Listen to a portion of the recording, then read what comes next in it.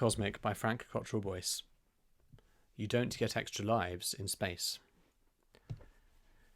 I could barely even finish my Cosmic Quencher. I went over to the Possibility Building to look at the rocket. I thought it would make me feel better to see it, looking so solid with its extra oxygen tanks and its bulletproofing. Mr. Bean was there, looking up at it too. I said, "Mr. Bean, has anyone ever died on this?" "On this particular rocket? No. This is what you call an expendable launch vehicle. You're only supposed to use it once, a bit like one of those throwaway razors. You can't really know that an expendable unit will work until it's already up there, and by then it's too late."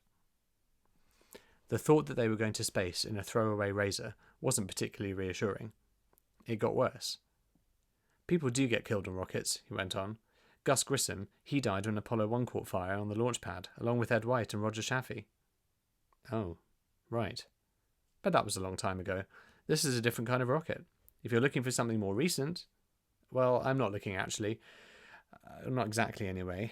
I was just asking. The crew of the Columbia shuttle, they all died on re-entry. There were 7 of them. The crew of the shuttle Challenger all died on takeoff. 7 of them, too. All really young." I did say then, "Thanks, I think you've answered my question." But there was no stopping him. And then there was Soyuz 1, when the parachute didn't open. Vladimir Komarov, that was awful.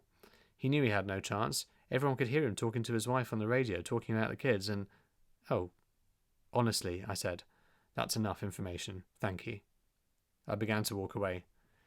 Mr. Bean called after me, "Going into space isn't like one of those video games. If you die, you don't get any extra lives." That's when I decided I was going to go and drag Florida out of the crew quarters and take her home to safety. We could walk home to Bootle if we had to. Obviously, it would be better to go in a plane, so as I strode across the rocket tramway lines and the bridge over the fire pit, I was rehearsing this speech I was going to make to Dr. Drax about how it would be far better for everyone if she gave us the airfare. But as I got nearer, I could hear shouting and saw a Draxcom personnel vehicle screeching up to the crew quarters. Dr. Drax was yelling, and Mr. Xanadu was yelling back at her and throwing his bags into the back of the car. As the car drove away, Dr. Drax turned to go back into the house. Then she saw me, and she looked really surprised. "Mr. Digby," she said, "how did you know? I suppose you guessed. I should have guessed myself, of course." I didn't know what she was on about. "Mr. Xanadu," she said, "has totally betrayed me." It turned out that when Mr. Xanadu was cheerily taking all of those photographs of the penultima, he wasn't really interested in happy, smiling faces. He was taking photos of the flight simulator and the control panels. He'd sent the photographs to a toy company in Shanghai, asking them to build a full-size working replica of it for Hassan. Sadly for him, Dr. Drax also owned the Shanghai Toy Company. "They told me everything. He even went to them with an idea to make dolls out of you all, to sell. He was going to call them the Astro Kids. Can you imagine? Where do these people get their ideas? At least no harm has been done, except to Mr. Xanadu, of course. He will no longer be the responsible adult accompanying the children into space. That honour will go to the person who came second in the competition. Namely you, Mr. Digby." Oh. Give yourself a moment for the news to sink in. Somehow it seemed to take more than a moment.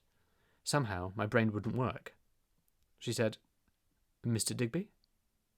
You mean I could go to space?" I looked over my shoulder. It was nearly a mile away, but there was nothing between me and the Possibility Building. It still filled most of the sky. I was standing in its shadow. "You do know, of course, what those letters say?" Dr. Drax pointed at the huge black Chinese letters up the side.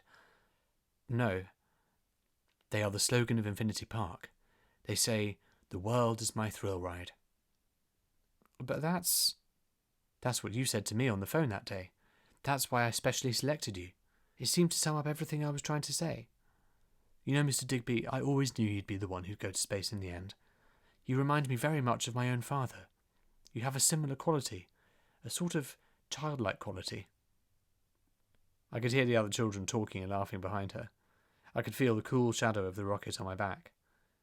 Was it different if I was going to space too? Was it all right to send my daughter to space if I was going with her? All I had to do was say, "Thank you," and I'd be riding the rocket. I took a deep breath and I said, "Dr. Drax, I know you think I'm a responsible adult, but I'm not. I'm just a boy, an unusually tall and hairy boy, but a boy." I felt better straight away.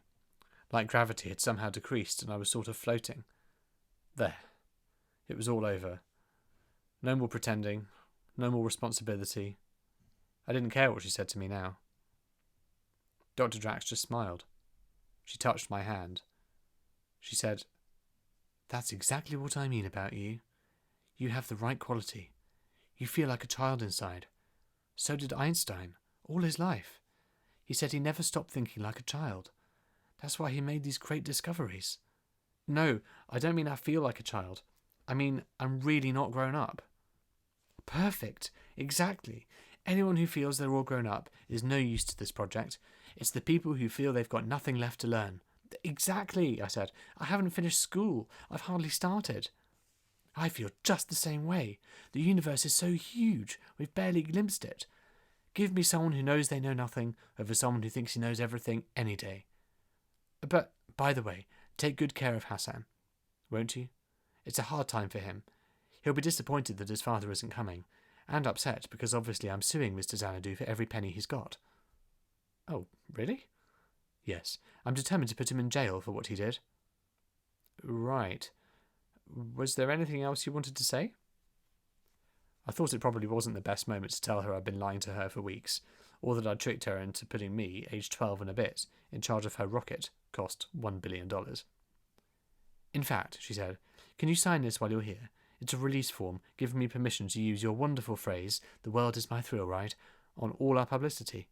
Just there, thank you. And it only remains for me to say, enjoy the ride.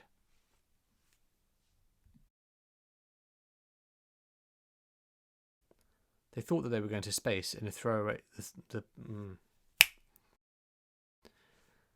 thought that they were going to space in a throwaway... It seemed to sum up everything. I was trying to say, you know, Mr. Digby, I always knew you'd be one. It seemed to sum up everything. I was trying to say. Dr. Drax, I think